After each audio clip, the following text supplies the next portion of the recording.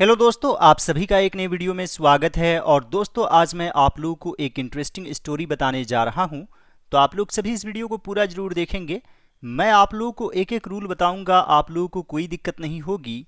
दोस्तों, यदि आप अपनी इंग्लिश को इम्प्रूव करना चाहते हैं तो यह चैनल आपके लिए बेस्ट है। इस तरह से मैंने जितने भी वीडियोज़ बनाए हैं सभी वीडियोज़ को बारी बारी से ज़रूर देखेंगे। साथ ही दोस्तों, आप लोग मुझे फेसबुक पर फॉलो कर सकते हैं। सर्च करें Imtiaz Ansari all round knowledge, जरूर फॉलो करें मुझे और भी अच्छे से जानने के लिए। So friends, without wasting much time, let's get started now. एक बार दो दोस्त थे, एक गिलहरी और एक पिल्ला। तो दोस्तों, यहां पर है दो दोस्त थे, देयर को सब्जेक्ट बनाएंगे। जैसे दोस्तों, एक राजा था, देयर वॉज ए किंग। एक लड़का था, देयर वॉज अ बॉय। एक शेर था, देयर वॉज अ लायन। यानी कि इस तरह के सेंटेंसेस को हम लोग देयर से शुरू करते हैं। जैसे दो दोस्त थे, देयर वर टू फ्रेंड्स। एक बार यानी कि once. Once there were two friends. एक गिलहरी और एक पिल्ला। अ स्क्विरल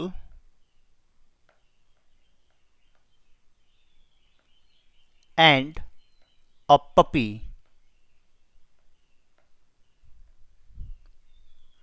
इसे पढ़ेंगे दोस्तों, puppy. Once there were two friends, a squirrel and a puppy. वे साथ खेला करते थे, खेला करते थे। यानी कि पास्ट हैबिट को दिखा रहे हैं। यहां पर आप यूज टू का यूज कर सकते हैं। जैसे मैं खेला करता था, आई यूज टू प्ले। मैं तैरा करता था, आई यूज टू स्विम। तो यहां पर है वे साथ खेला करते थे, they used to play together.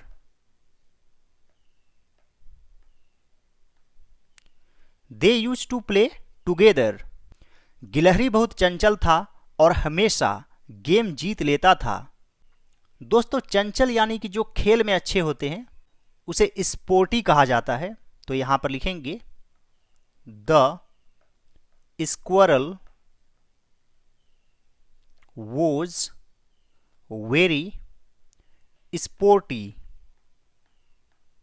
काफी इंपोर्टेंट वर्ड है, याद रखेंगे। यानी कि जो खेलकूद में अच्छे होते हैं और हमेशा गेम जीत लेता था। And always won the game. The squirrel was very sporty and always won the game. Puppy बहुत बुरा महसूस करता था और सोचता था कि वह किसी काम का नहीं है। तो यहां पर आप लिख सकते हैं the puppy use to feel very bad.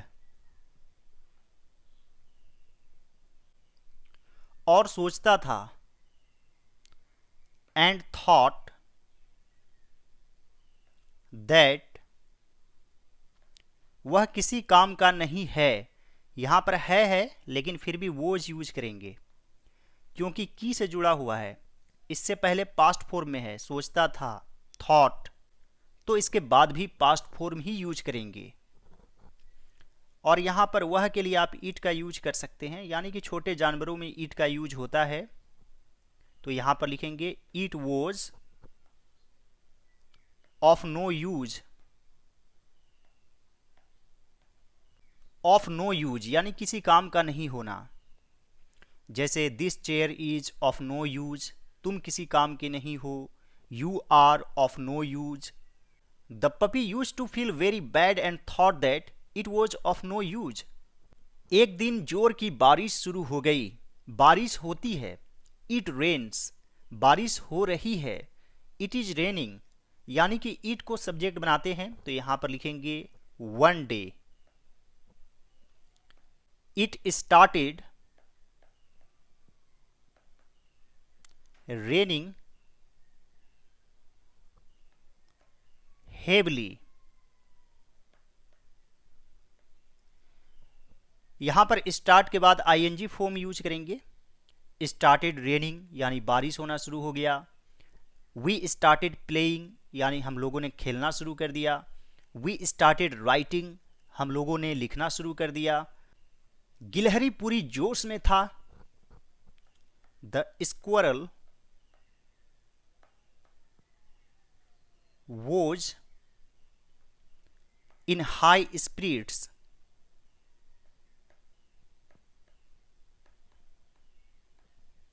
The squirrel was in high spirits, हम लोग जोश में हैं। We are in high spirits, इस तरीके से आप यूज कर सकते हैं।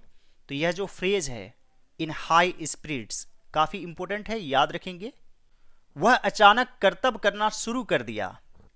दोस्तों करतब, इसे इंग्लिश में एंटिक्स कहा जाता है, यानी कि ठिठोले करना, मजाकिया अंदाज में कुछ करना, एंटिक्स कहलाता है। तो यह भी है सिंपल पास्ट टेंस में। यहां पर लिखेंगे he started doing antics. He started doing antics, उसने अपना संतुलन खो दिया और बारिश के पानी में गिर गया। तो यह भी है सिंपल पास्ट टेंस, यानी कि सबसे पहले सब्जेक्ट, फिर वर्ब टू और फिर ऑब्जेक्ट। यहां पर है संतुलन खो देना, यानी कि लूज द बैलेंस। इसका वर्ब टू क्या हो जाएगा? लॉस्ट। तो यहां पर लिखेंगे ही लॉस्ट, अपना संतुलन, तो यहां पर हीज यूज करेंगे। बैलेंस, यहां पर आप इट को भी सब्जेक्ट बना सकते हैं। It lost its balance. ऊपर मैंने ही का यूज किया है, यहां पर भी आप चाहें तो इट का यूज कर सकते हैं, क्योंकि यहां पर इंसान की तरह मानते हैं, इस वजह से स्टोरी में आप ही का भी यूज कर सकते हैं।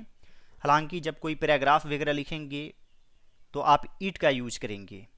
जैसे गाय एक जानवर है, the cow is an animal, या घास खाती है, इट इट्स ग्रास, इसके 4 पैर होते हैं। इट हैज 4 लेग्स, तब आपको इट यूज करना है।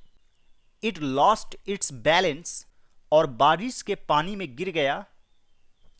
एंड फेल, फॉल से फेल बन जाएगा verb two, into the rain water.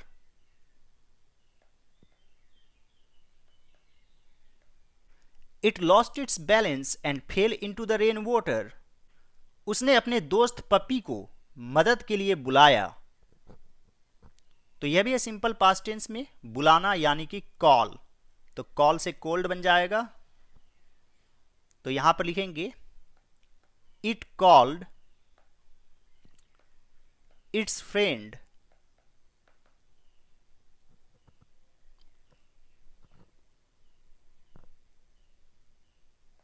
The puppy,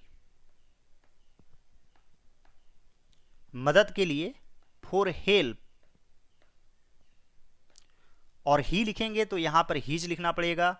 he called his friend the puppy for help. It called its friend the puppy for help. Puppy उसे बचाने के लिए आया। बचाने के लिए आना यानी कि कम टू द रेस्क्यू। यह एक फ्रेज है, कम टू द रेस्क्यू। अब यहां पर द है, तो इसके बदले में हम लोग हीज या हर या देयर या फिर माय, जैसे वह मुझे बचाने के लिए आया, he came to my rescue, इस तरीके से। तो यहां पर लिखेंगे the puppy came to his rescue.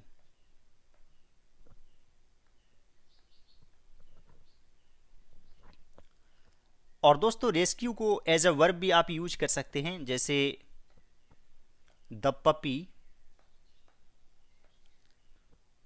Came to rescue him. इस तरीके से भी आप लिख सकते हैं। आप चाहें तो यहाँ पर सेब का भी यूज कर सकते हैं। The puppy came to rescue him, गिलहरी उसकी पीठ पर चढ़ गया और एक सुरक्षित जगह पर पहुंच गया। तो यह भी सिंपल पास्ट टेंस में सबसे पहले सब्जेक्ट, फिर वर्ब टू और फिर ऑब्जेक्ट। तो यहां पर लिखेंगे द स्क्वायरल क्लाइम्ड, उसकी पीठ पर, ऑन इट्स बैक, और एक सुरक्षित जगह पर पहुंच गया, and reached a safe place.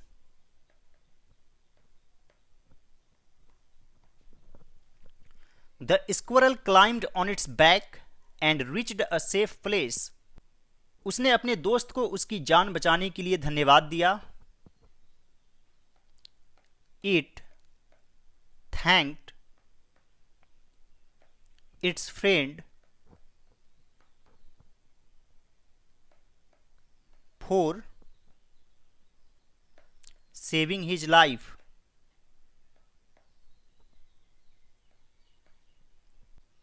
आप यहां पर ही लिखेंगे तो इस तरीके से लिखना पड़ेगा, he thanked his friend for saving his life. अब दोस्तों यहाँ पर हीज है तो यहाँ पर भी इट्स करना पड़ेगा, क्योंकि मेन सब्जेक्ट इट है, यानी सब कुछ आपको चेंज करना पड़ेगा। दोस्तों यदि यह मेरा एफर्ट आप लोगों को अच्छा लगे तो इस वीडियो को लाइक कर दीजिए। मेरे चैनल पर नए हैं तो ज़रूर सब्सक्राइब कर लीजिए और दूसरे सभी वीडियोज़ को ज़रूर देखिए। All right friends, thanks for watching, have a great day.